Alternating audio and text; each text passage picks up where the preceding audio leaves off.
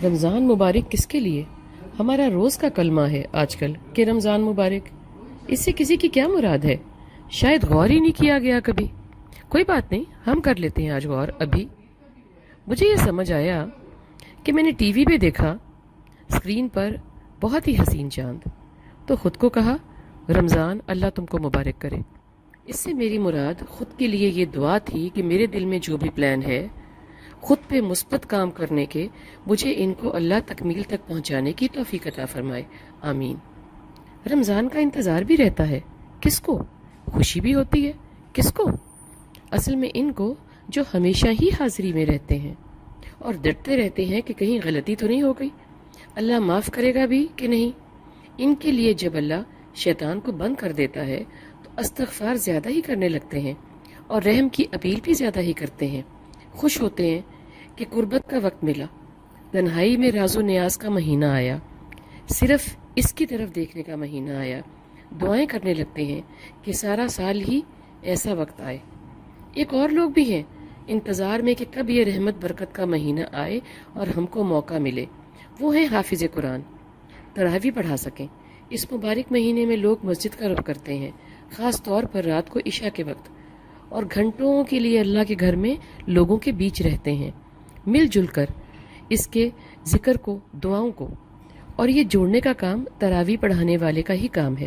جتنی اچھی تلاوت ہوگی لوگ جوک تر جوک جمع ہوں گے. ایسے ہی 2 تراویح پڑھانے والے ہمارے بھی حافظ قرآن ہیں. معاف کیجیے گا، نیک بخت، آنکھ کے تارے، ہر لحاظ سے حسین، 18 سال عمر، پڑھائی میں اول، کردار میں اول، اخلاق میں اول، قول و فعل میں اول ہے، نہیں تھے. جوان اولاد سے اور کیا چاہیے؟ آنکھوں کی ٹھنڈک ہے یہ انسان، ایسی اولاد. معاف کرنا، ٹھنڈک ہے نہیں، ٹھنڈک تھی. ان کو بھی ہم سب کی طرح ماہ رمضان کا انتظار تھا. یہ مہینہ ان کے لیے بھی مبارک تھا. وہ روز قرآن کی دہرائی کرتے تھے. تراویح جو پڑھانی تھی اور پڑھنی تھی. مغیث اور سامع، کیا خوب جوڑی ہے. ہے نہیں بھائی، میں بھول جاتا ہوں، ہے نہیں تھی. ان کو فلک نے لوٹ کے برباد کر دیا. وہ تھا ہو چکے ہیں. ان کا رمضان اللہ کے پاس ہے. ان کے گھر والوں کا رمضان مبارک نہیں، بھیانک ہو چکا ہے.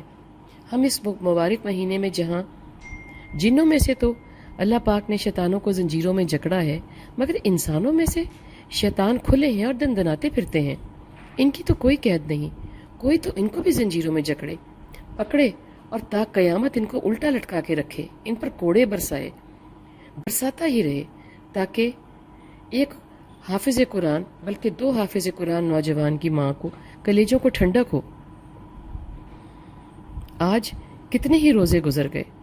پچھلے 1 ہفتے سے میں سوچتا ہوں میں رمضان میں خود کے لیے، خود کے ارد گرد کے لیے کیا مانگوں. میری تو سمجھ ہی کم پڑ گئی ہے. اب سب اوپر والے پہ چھوڑ دیا ہے. نہ کہ خود کے لیے دعا کے لیے سمجھ آتی ہے، نہ کسی اور کام میں دل لگتا ہے. وہ تو ٹھیک ہے، زندگی اور موت خدا کے ہاتھ میں ہے، مگر ان ظالموں کا کیا جو تقدیر سے سانسیں چھین لیتے ہیں زبردستی؟ ان کی جہنم تو برحق ہے. پر میرے گزرے سپوتوں کا کیا؟ میرے تو 1 نہیں 2 گئے ہیں. گویا دنیا ہی ختم ہو گئی میرے دل کی، میری سوچوں کی. میرے آگے کچھ دکھائی نہیں دیتا مجھے. قاتل بھی نہیں، یہ مہینہ بھی نہیں. ہر طرف معلوم پڑتا ہے شیطان گھوم رہے ہیں ہاتھوں میں ڈنڈے لیے. معلوم نہیں کب، کہاں اور کس پر برسا دیں. بچ کے رہنا نیک بچوں، رمضان کے منتظر حافظ لڑکوں. تم کو ان ڈنڈوں سے اللہ بچائے. میرے تو نہیں بچ سکے. آج لکھنے کا خیال اس لیے آیا کہ آج ان دونوں کے کپڑے بن کے آئے ہیں. مغیث تو کہتا تھا کہ میں 28 رمضان کو پہنوں گا، قرآن مکمل ہوگا اور وہی میری عید ہوگی. 28 بھی آئے گا، قرآن بھی مکمل ہوگا، عید بھی آئے گی، مگر جو باقاعدہ حیات ہوں گے ان کے لیے اللہ نے چاہا تو. اور جو ہم باقی رہ گئے ہیں اور جو چلے گئے ہیں، ان کی عید اب کبھی نہیں آئے گی.